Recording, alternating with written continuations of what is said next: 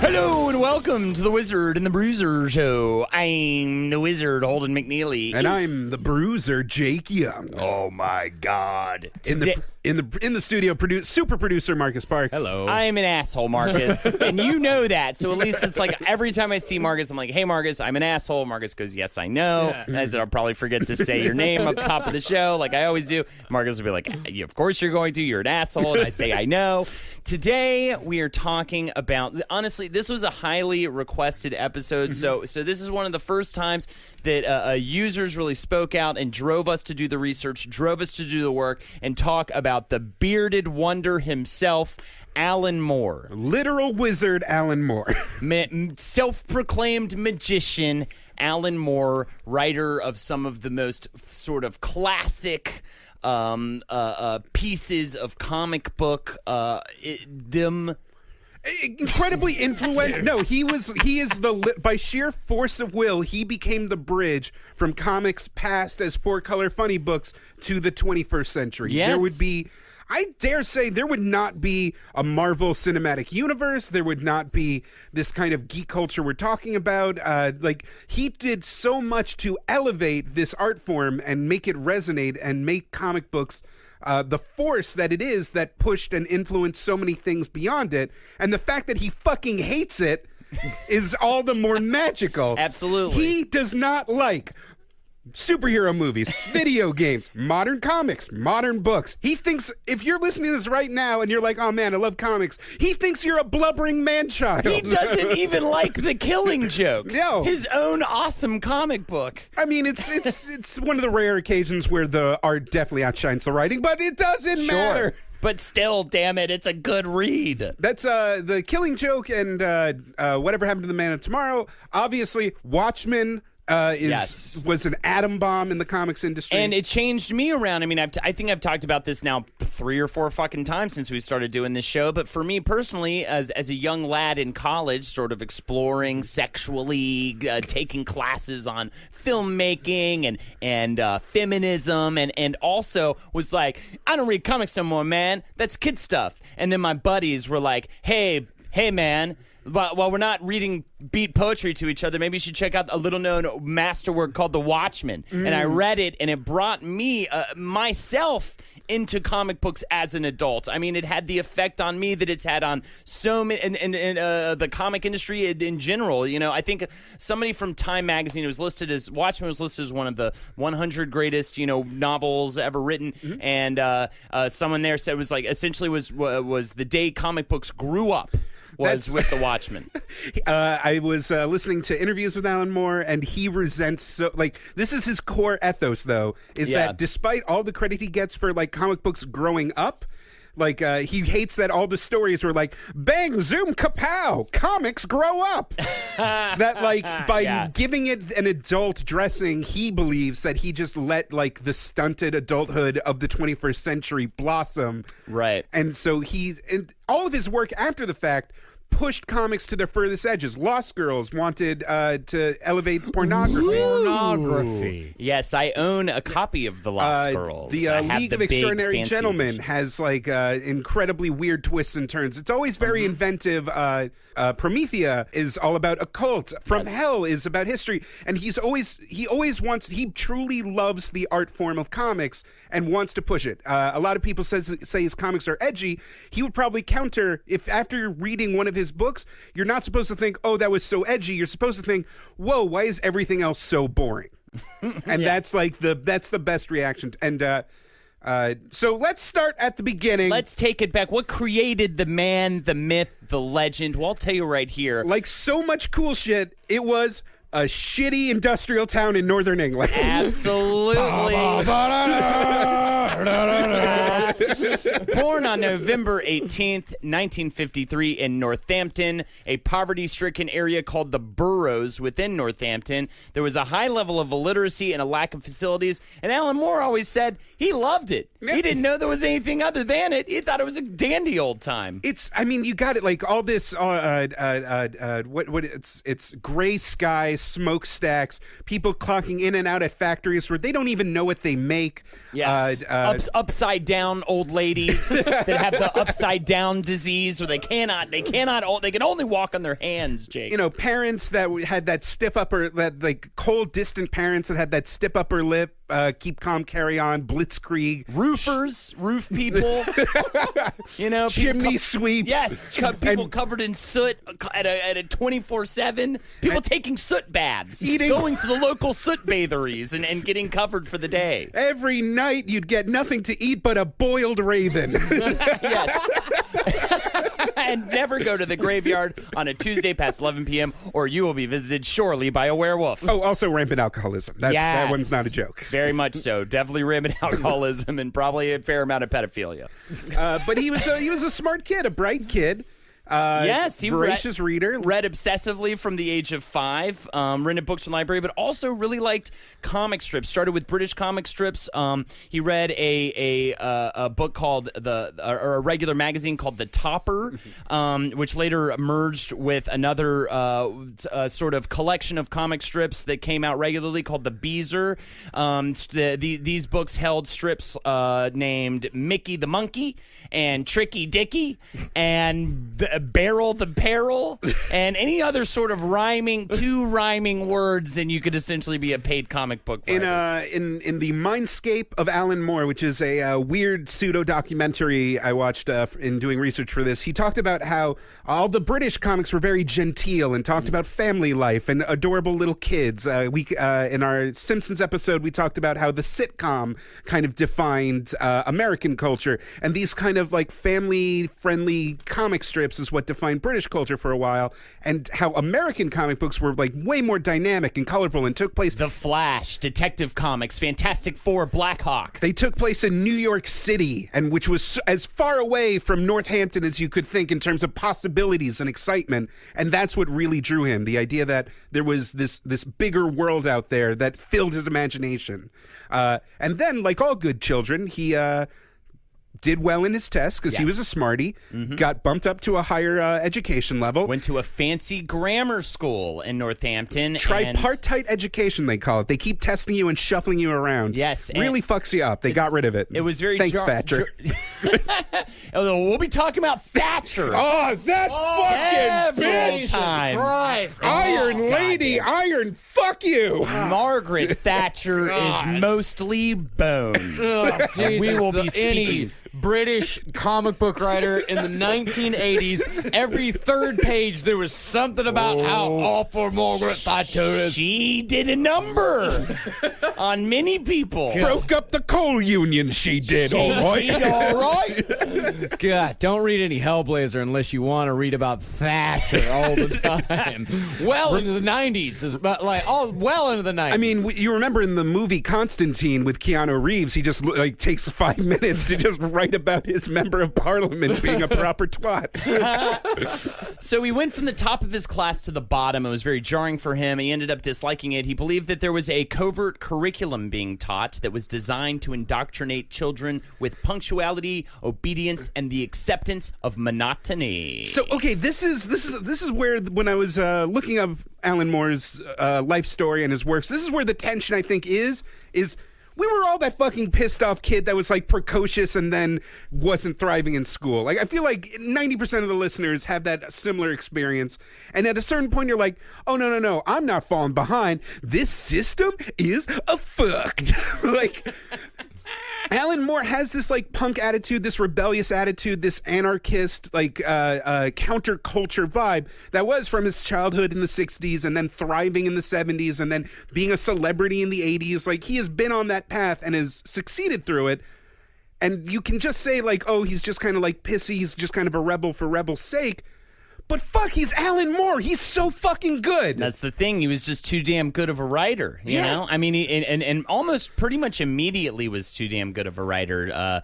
So he started writing poetry and essays for fanzines, and he started his own fanzine called Embryo, which I feel like is super artsy and fun. Oh, I wrote down. Oh, hey, Leslie, you gotta check out my new fanzines called Embryo. It's dark. It's very dark. There was this art scene in England at the time where like people were forming different arts labs. Literally any creative person from David Bowie all the way to Neil Gaiman at some point like participated in or formed an art lab. And an art lab. Northampton had its own art lab. Essentially, they got involved with the fanzine. Really, all this what all this leads to is that he ended up getting kicked out of school for dealing LSD. That's all you need to know about the Northampton Art Lab. They got involved, and then he just started tripping his balls out of his body. And so he was kicked out of school for dealing LSD. And on top of that, he claims his principal actually went ahead and called his other like backup schools and told them not to admit him because he would like violate the morality of their campuses. He said the headmaster got in touch with various other academic establishments that I'd applied to and told them not to accept me because I was a danger to the moral well-being of the rest of the students there. Which is probably true.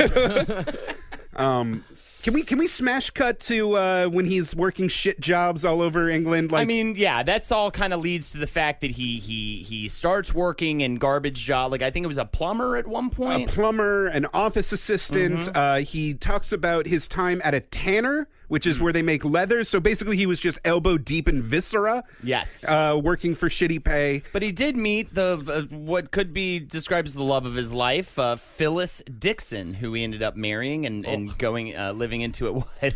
Phyllis Dixon. Phyllis Dixon's not the worst name. Yeah, my name's Phyllis Dixon. No. I would like to have your child. There are way worse names out there like Garl Garlington or Pin Parnton is a bad name for a Whistle woman. be Bixton's my name. Towel Hands would be a bad name for the love of your life. Phyllis Dixon, I could get Philly. Oh, I want a Philly cheesesteak. He probably wouldn't ask for one of those though because he's very British. So he got into estate housing. He went on unemployment benefits, and he truly pursued writing. And he got his start doing comic strips. Yes, he wrote for some different fanzines. He had a strip called St. Pancras Panda, which is a parody of Paddington Bear.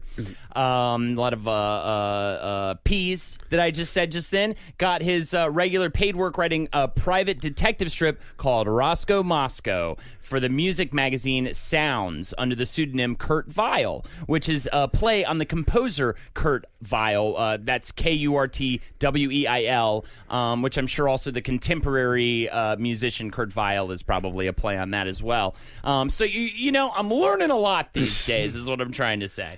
He also had a regular comic strip in a local paper called Maxwell the Magic Cat, which I actually found a few strips of, and it's kind of this bizarre Peanuts meets Calvin and Hobbes, but like there's still jokes about fucking in it. It's and it's actually very interesting to read these early strips of his because he's drawing them by hand. He's not working with another artist, and there's like a very it's just kind of a countercultural comic. You don't really get that feeling that this is like the snake god himself ready to rise. No, the snake is still firmly inside the egg at this point. It's in the egg. It's getting nurtured. It's sort of incubating. The snake will be released very soon. And I do want to mention that he wrote it under the pseudonym Jill de Ray, which is a play on the medieval child murderer Jill de Ray, which he referred to as a sardonic joke. So, but while this was happening, this was the early 80s, and these sci-fi anthologies were getting huge. These comics anthologies were getting really big in England. There were monthly or weeklies.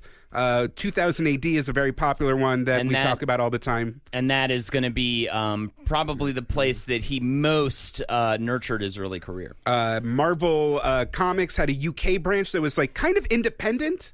It was this very weird kind of foster home for British talent where they had Star Wars weekly magazines and Doctor Who weekly magazines under that imprint. And there was a third kind of totem pole in that British comic scene called Warrior, which was kind of the indie, kind of the Image comics to the other two mainstream books. Warrior. And Alan Moore was cleaning house in that scene. Yeah, he kind of blew it up. It started off with him writing a copy of Judge Dredd and submitting it to 2000 AD. Judge Dredd was the most popular strip that ran for 2000 AD at the time.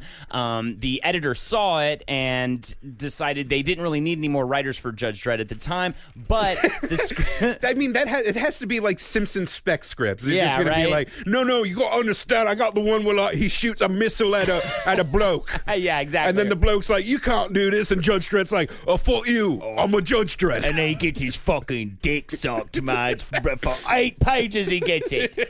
And so the editor decided, well, we have enough writers for that, but this guy's too damn good. Let's give him something. So they ended up giving him... He has like upwards of 50 original stories going on between all three of these magazines. He's jumping in between each one. He's getting a lot of awards. Initially, he was writing short stories for the strip Future Shocks and for Doctor Who Weekly, and he desperately wanted his own long-running strip, his own sort of serialized situation. But he said that learning, and this I thought was very interesting, and I think that this is something I'm doing in my own personal creative work. He said being forced to tell a full story in 5 short pages really gave him his best education. As much as he wanted a serialized regular strip back then, he really looks back on that time, and it was really the most formative time for him. I mean, one of the hallmarks of Alan Moore's works is visual density, and his scripts are famously just mountains of paper with every angle, every piece of clothing meticulously described. And part of that is the economy of space, the kind of the getting all this information out on the page that helps the character and the story move along. So it's kind of like Beatles and Hamburg, where like it's just a crucible of fire. Putting out all these really short stories gave Alan Moore's comics, when he finally made it to America for like Swamp Thing and all that, his stories were just that much more dense and that much more meaningful and that much more meaty. Yes. Because he filled each page with significant stuff. Yes. He was eventually given a serial called Skiz, which was for I thought we couldn't use racial slurs on the podcast No, anymore. we can use them 24/7 at this point. Skiz is based on the hit of the time E.T. It's straight up E.T. It's an alien who crashes on a planet, and a young girl named Roxy takes care of him. Good old Skiz. And another, which I really want to go back and read, called DR and Quench. Yep. Which was about 2 alien dropouts that just like travel around in time, just fucking shit up. It's really fun. I read it in college. Yeah. Is it actually funny? Because that was the only work that I saw. Fun. Okay. It's really fun. And I think in the late 2000s, or I think actually the early 2000s, late 90s, they 2000 AD released a bunch of different anthologies of like Alan Moore's work. They collected a bunch of them in these like single collections. So I got to read like a bunch of really cool stuff. That's Alan awesome. Moore did. Yeah, I have the DC collection, and I fucking loved it. It was so good. But we'll get to DC actually really soon. I also want to note that the DR and Quench was based on the Robert Altman movie O.C. and Stiggs, which I need to watch this movie. It's an adventure of 2 Arizona teenagers in their car, which is called the Gila Monster. They pick up slags, which is a term for loose women, torture their nemesis, Randall Schwab, while procuring liquor from Wino Bob, a bum who lives in the oleander bushes behind the 7-Eleven. I would like to see I really need to see this movie. It's also important to note that during this time, he's collaborating with a lot of British artists like Alan Davis and Dave Gibbons and all these cool guys that would later work with him on some of his more breakout works. Yeah, Brian Bolland worked with Warrior Magazine. Steve Dillon, rest in peace, Steve Dillon, worked with him on Warrior as well. Also during this time for Warrior Magazine, he started 2 landmark works, Marvel Man and V for Vendetta. Yes. Marvel Man, we might have talked a little bit about in the Neil Gaiman series episode, but it was the first time you really saw him just completely disassembling a superhero narrative, using a obscure character that was, by some weird hiccup of trademark law, was a ripoff in England of Captain Marvel that just issue 1. Oh, no, those adventures weren't real. They were all in your head. The government programmed you.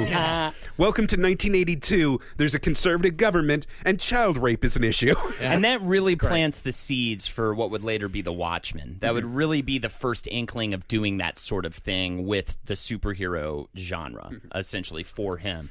And then, of course, the V for Vendetta, and these were both under Warrior, which I do want to note that Warrior was essentially established to give more freedom to the comic book artist.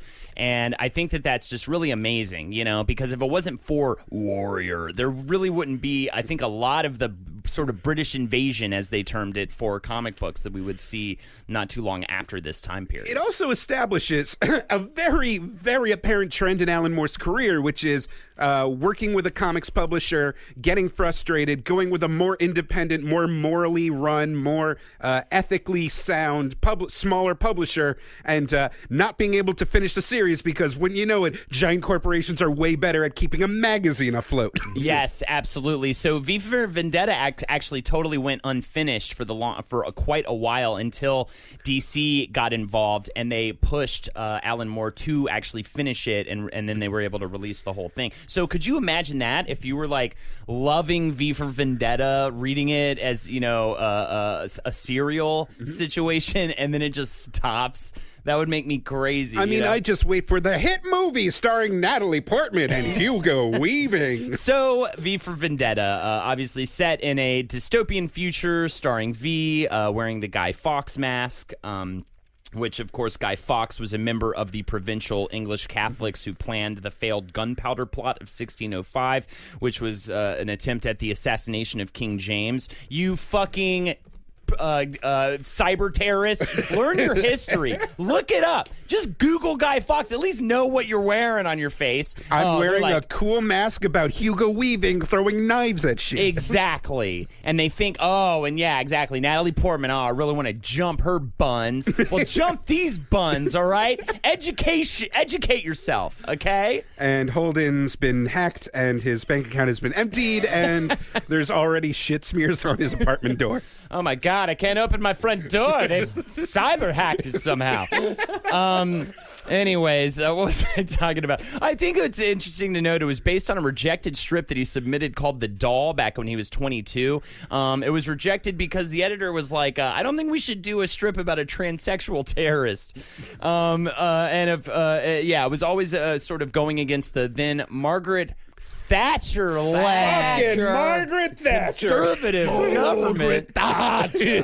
And if you do really want to learn a lot more about V for Vendetta, he did release an essay entitled Behind the Painted Smile.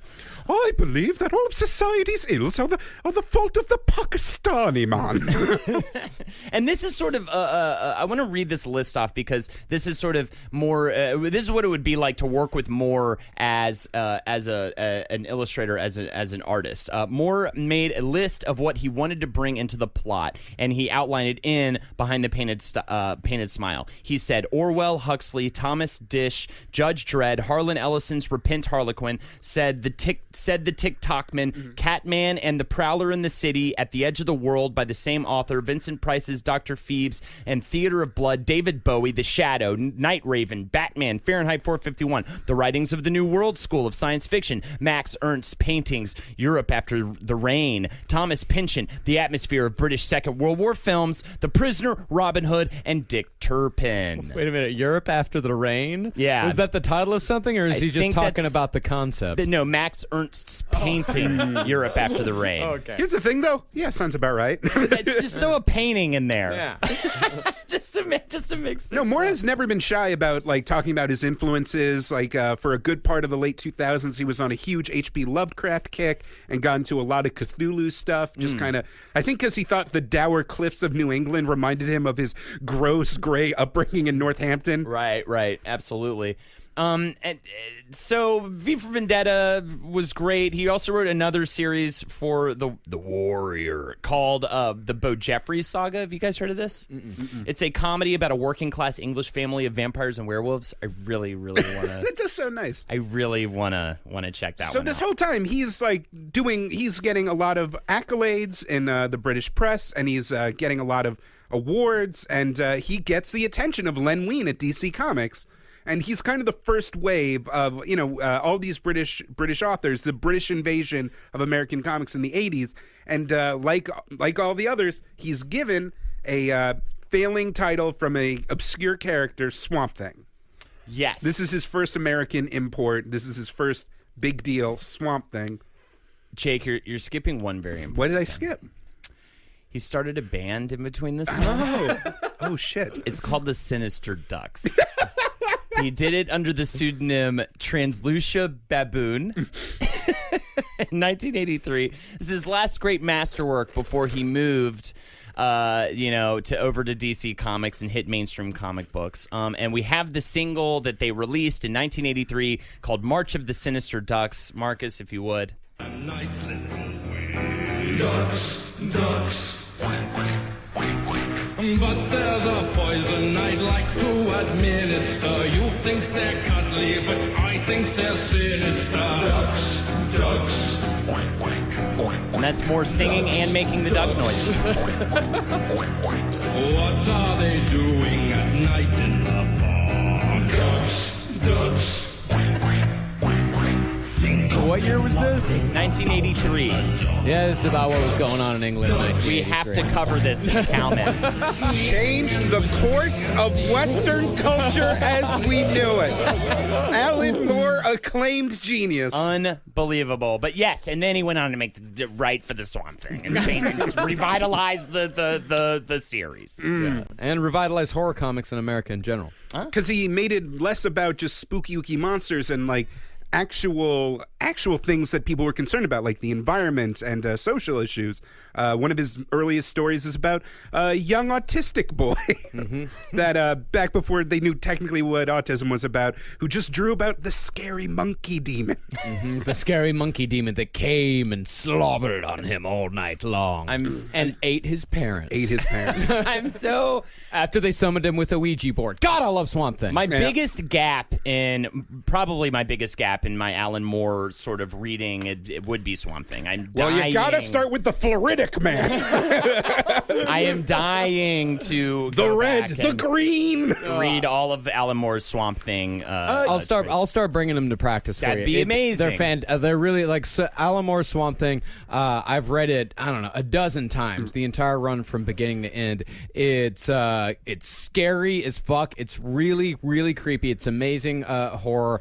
It's good, like a good psychological thriller. It's a little wordy. It's a little too wordy. Alan Moore? No, this is Alan Moore at his wordiest. Yeah, there's a thing in early Alan Moore where there's always this very floral, what's the word? Long-winded narrator in every single comic. There's always and it's beautiful prose. I'm not decrying it, but it overwhelms a lot of the work sometimes, where there's just these yellow boxes of intense narration. Yeah. Overlapping with what's I on remember even with The Watchmen, that was a bit of a hump I had to get over a little bit with when I read that book. I was just like, wow, these are comics with a lot of words, which I wasn't as used to, from my earlier days of reading Ghostwriter.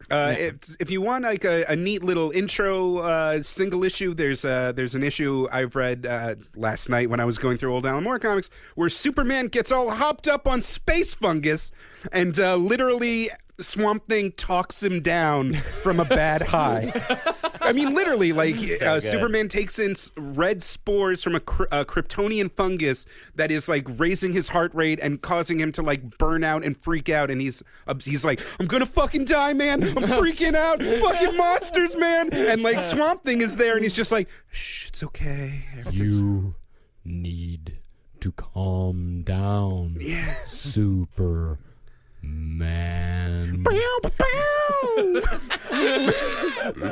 Swamp Thing. Dun, dun, dun, dun, dun. He is amazing.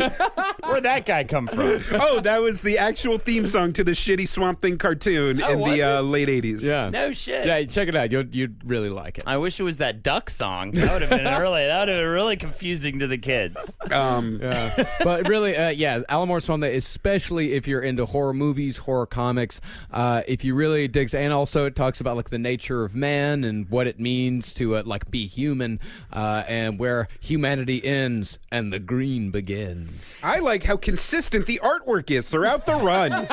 It's terrible. It gets really bad in various points. Well, some say that his success with Swamp Thing is really what sparked the British invasion for comic books at that time. Something totally different. Yeah, that people like Gaiman and Grant Morrison and... The very first comic book that I ever remember reading was a Swamp Thing from Alan Moore's run. Swamp Thing number 32. I actually still own it. Yeah, What happens in that one?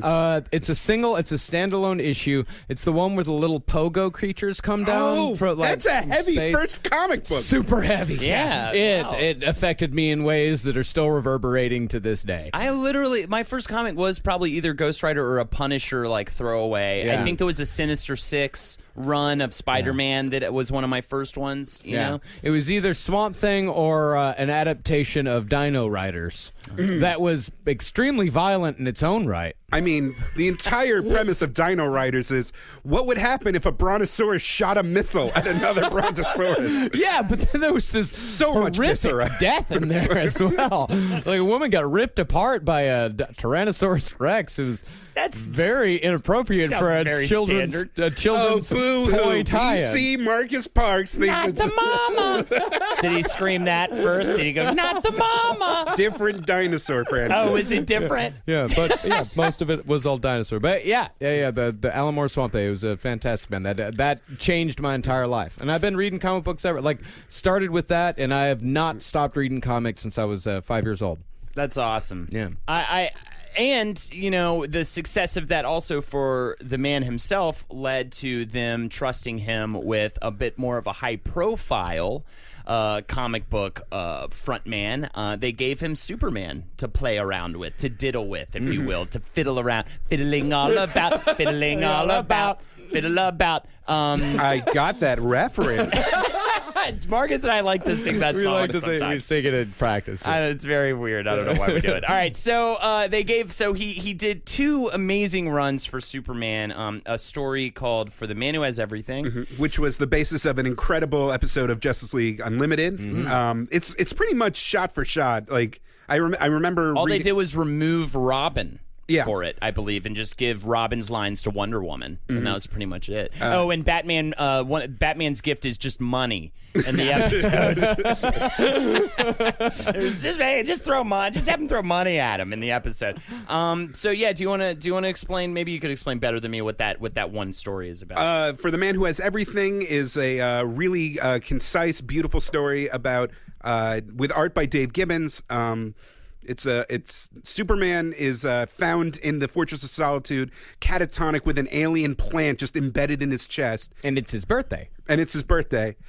So that's why Batman and Wonder Woman have shown up with their own gifts to find him catatonic. And the supervillain Mongol, who's just a big yellow, not quite dark side, reveals that he sent it through the teleporter that Superman opens once a year to receive birthday gifts from grateful alien species.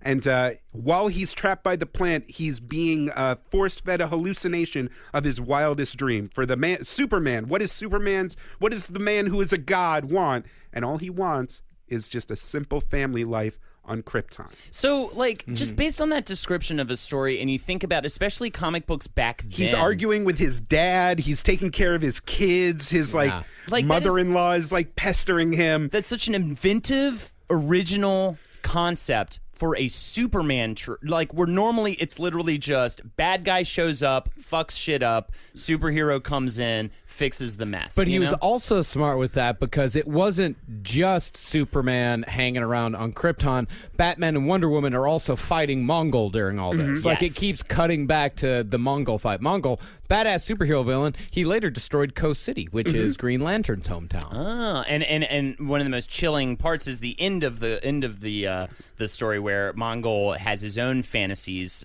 lived out in his mind, and it's just like a hellscape. It's fucking cool, man. Also around this time, I'm going to say 1985, 86. Watchmen hasn't been released yet, but he's been writing it. His Swamp Thing is still selling well. The British invasion is going along fine, and they're deciding how to end the Silver Age Superman, like the original, from all the way from Jerry Siegel to before Crisis on Infinite Earths. What is the last canon official Superman story before John Byrne takes over? And starts what we now consider the modern Superman canon. Yeah, they kind of shot themselves in the foot by creating this thing called the DC multiverse, where they essentially had to. I hope I'm getting this right, Jake. It doesn't matter. The point is, I love wrote the multiverse. Oh, okay. Well, but they made it really confusing, right? They had a lot of. They made it extremely confusing, and they had to press the reset button in 86, 87 with Crisis on Infinite Earths, which was to take the DC multiverse, which included Earth 2, Earth S. There's a Nazi Earth, like there's an Earth where Nazis won, and there's Earth. the freedom fighters are fighting constantly. There's Earth 2 where the Justice League is evil, and so DC Comics created this villain called the Anti-Monitor that's gobbling up all of the different multiverses, and then at the end of it, everything is A-okay. The superheroes defeat the Anti-Monitor, but all of the multiverses are all brought into one DC universe, and that's when they rebooted everything with John Byrne's Superman in 1986, according 87. to, and I guess according to the foreword of the trade paperback, Alan Moore was talking with the editor of the Superman line before the big shift was happening, and the editor was talking about, oh yeah, how do we close it all off? And Alan Moore literally grabbed him by the shirt and was like, let me kill him. I must be the one who ends it. And holy shit, did he end it in one of the most wonderfully done ways. It is cited as one of the greatest ways to end a thing in general. People use it as an example in when studying sort of in ending a series. That's a big deal with these British authors. I don't know what magic they have, but like Grant Morrison, Neil Gaiman, Alan Moore, all of their big stories actually wrap up pretty neatly. It elevates to the level of finality that you don't get a lot in comic books. And isn't that really, at the end, what makes something brilliant, what makes something great? I mean, we're all sort of waiting, I know with me personally, like, I'm a big Game of Thrones fan, and George R.R. Martin has always said, he's always reassured his fans he knows the ending. It's going to end, in a satisfying way. And that, to me, is like the greatest thing ever. I'm a huge fan of 6 Feet Under because of how well they end the series. That really takes something from being very good to being a brilliant work that will be always remembered. But like the core Alan Moore, V for Vendetta, Marvel Man, Watchmen, they have these bombastic, huge, satisfying endings that people remember. Yes. And so he got to do that for Superman. And then Watchmen came, and we touched on Killing Joke. Yes. Killing Joke came actually after Watchmen. So I was even Killing holding Joke was off on like that. 89. 88. So yes, Watchmen came out it began in 86. And Cold War mystery.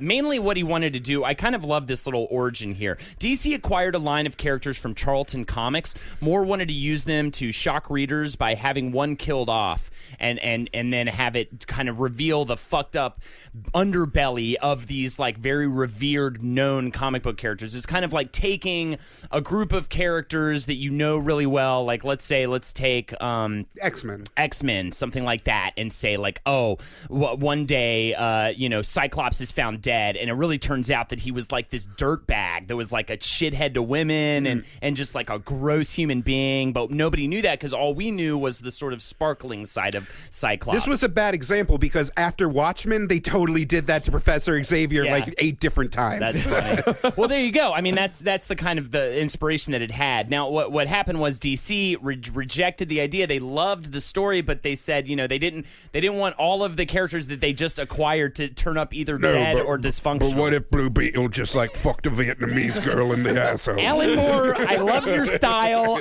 By the way, love what you've done with the beard. You haven't doing anything with it, right? We didn't even talk about. God. I think. Wait, are we wrapping it up? I think we may need to do a part 2 if we're wrapping this up. Are we wrapping this up? Where are we at on the clock? Got like 5 minutes. Yeah, I mean, I don't know. It'll be our first 2-parter. I think this deserves. Yeah, a he deserves a two-parter. two-parter. Absolutely should do. We have so much more to talk about. I really want to get in depth with the Watchmen a lot more so than we already did, and honestly, I want to dig deeper anyways for another episode. Yeah, I mean, there's so much else to cover with Alan Moore. I mean, Dude. you've got all the ABC Comics. Tom Strong top 10. Yeah, top 10 is one of the 10. Whoa! Say that for part 2. So good. One of the forgotten classics of comic book history. Oh my seriously. God, it's so good. But we didn't even talk about that. How he's just this. He's this terrifying figure with just this angular face and the sunken eyes and just a wall of beard and head hair just forming a pyramid of power around him. He's just a starving ogre. And a mysterious figure, and soon he's going to become even more kind of up in his shell. Right now, he's still going to conventions. He's interacting with the fans and things like that. But with the breakout success of the Watchmen, that's all going to change. Yeah. And we can also get into his long-standing feud with Grant Morrison next week if you choose to. Yeah, I would love they to. Fucking hate each other. Yeah, for sure. I mean, I would hate someone if they were copping my steez left and right, but was a sellout. Well, that's what Alan Moore calls Grant Morrison a Scottish cover band of his work. I disagree. No, I don't. So since we no longer have to feel like we need to push forward, I wanted to go back and cover one thing that we missed that I do think is very important in his 2000 AD days, and that is the Ballad of Halo Jones, which is a story. He was, because I think this might have been one of the first times that somebody attempted this. He was kind of looking at the guns, guys, and gore sort of 2000 AD standard, and he really wanted to change that. So he created a hero that was in every woman, that was just an everyday normal woman living in this bizarre like future world, and that was very sympathetic.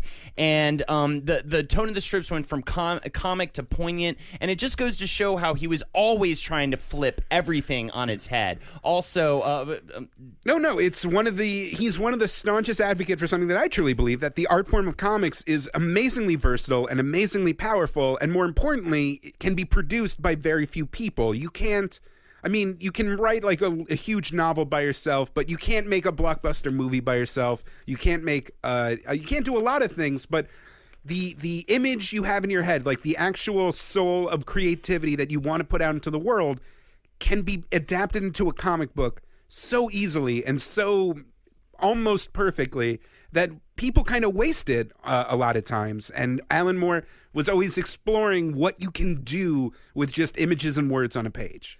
And another thing that I really loved, again, kind of turning something on its head, it's Mogo. Yeah, Mogo. Mogo doesn't socialize. Yeah. I loved, again, I highly suggest going out and find, there's a trade out there that's just a compilation it's of called his... The Complete DC Works of Alan Moore. It's amazing. Absolutely. I was so happy that with my purchase. It was so fantastic. I almost don't want to ruin it, but, it's a Green Lantern story. It's just so brilliantly done. So maybe just go look it up, because I don't want to lame it out. Those Green Lantern core stories lends themselves to these short 5-page kind of anthology snippets that was Alan Moore's bread and butter. Yes. So whenever he wrote one of those, they were always like profound. Telling these wonderful, just highly original tales.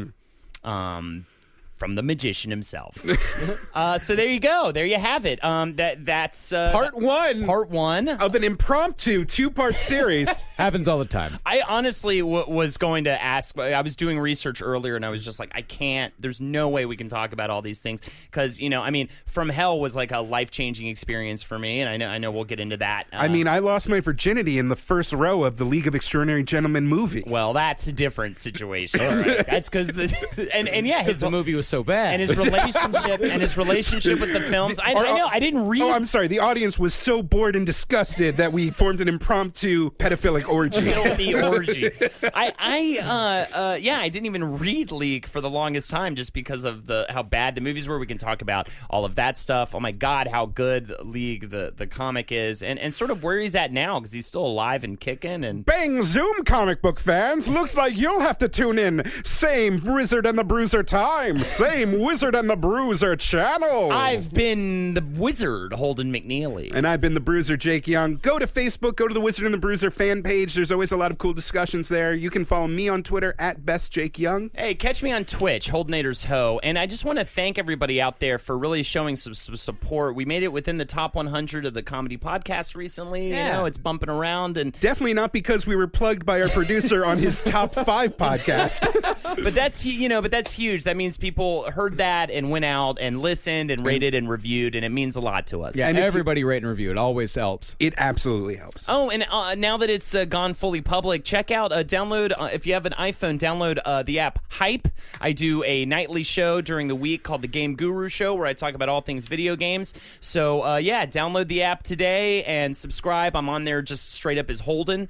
And come join me live, and we'll hang out. We'll talk about video games, and I do giveaways. I do prize giveaways and shit like that. So, yeah. Okay. Good night. Or good morning. For more shows like the one you just listened to, go to cavecomedyradio.com.